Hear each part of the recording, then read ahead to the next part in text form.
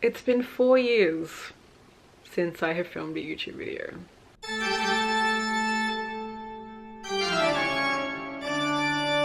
I always had the intention of coming back, but I just never did, so better late than never, right? I'm gonna go through all of my vintage dresses that I have been accumulating. Did I say that right? Accumulating over the last like few years. There's definitely a running theme of velvet with the white lace collars, but there's a few other pieces that I'm gonna show you as well. I apologize in advance if I'm awkward and rambly. I just haven't done this in a long time and I have TikTok brain rot. So I'm gonna start with this vintage Laura Ashley dress that, yes, is velvet with a lace collar. I think this is one of the first pieces in like the velvet dress with a lace collar that I added to my collection. It has long sleeves with 3 buttons on the cuff, which you can see that one's undone at the moment. Can you see that? I don't know if you can see that.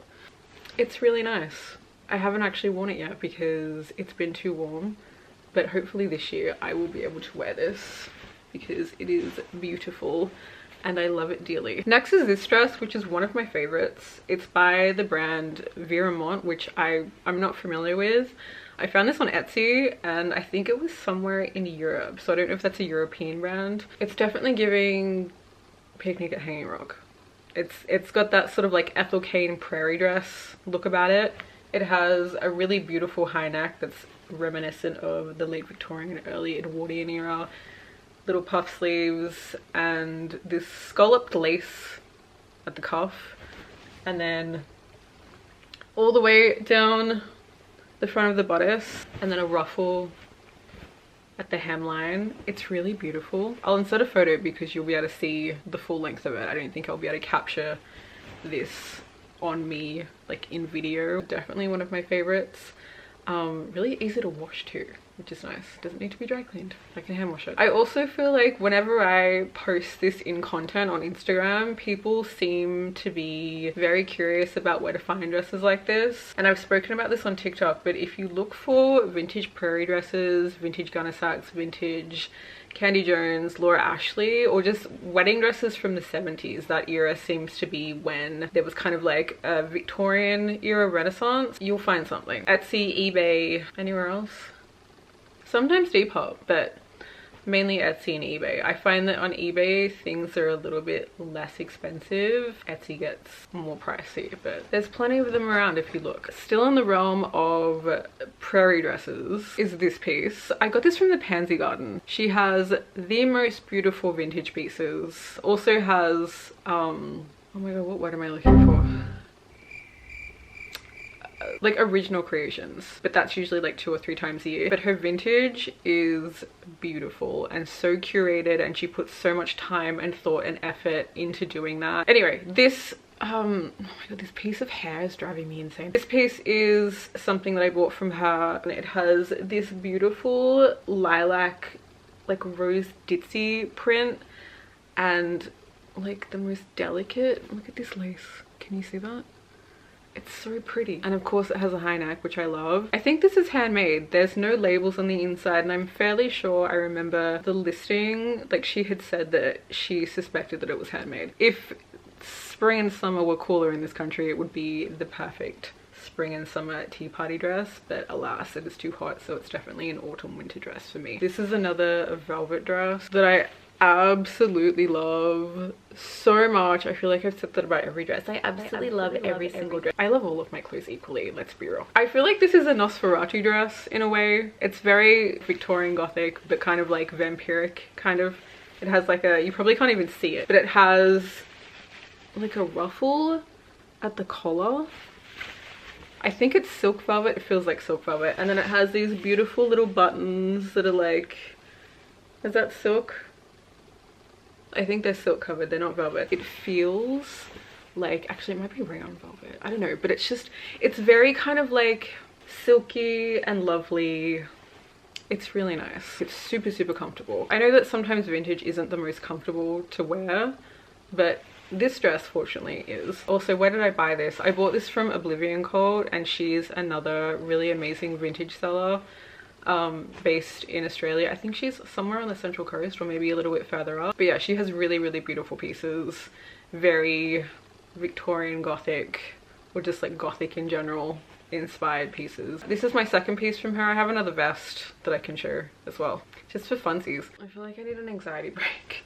I'm so used to TikTok when no one has an attention span, and I've completely forgotten that I can actually take my time to speak if I'm filming a YouTube video. It's almost like I have to rewire my brain. Anyway, oh my god, no one cares, Cass.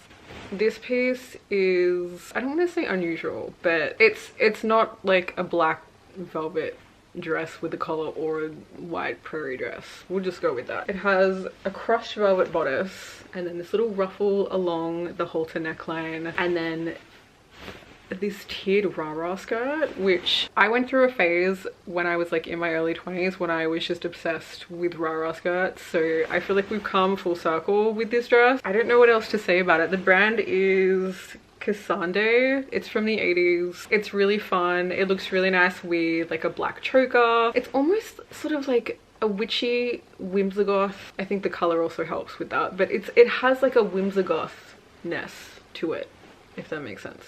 This is my second last piece and one of my two Gunnersax dresses. This is the first Gunnersax dress that I acquired. It's again velvet, of course. Well, the bodice is velvet. It has these cute little like puffy sleeves with kind of like, oh my god, what word am I looking for? I feel like if I had $1 for every time I said what word am I looking for in a day, gathering is the word I'm looking for. Kind of like a scoop neckline. Hi. Hi. Yes. Hello.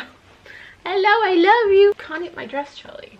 Can't eat my dress. You can't even see it. This is why I need to try them on. I don't know what material this is, but it has like a chill petticoat. It's another really fun dress. Winter only though, because I remember I tried it on in summer once for a video and I was perishing. Last but certainly not least is a piece that, this is the second Gunnersax dress. This actually arrived last week. I'd been looking for this dress for ages. I saw it on Depop a while ago, but it wasn't in my size, and then I could only find it in blue on eBay, and then I just randomly stumbled upon it. Where did I find this?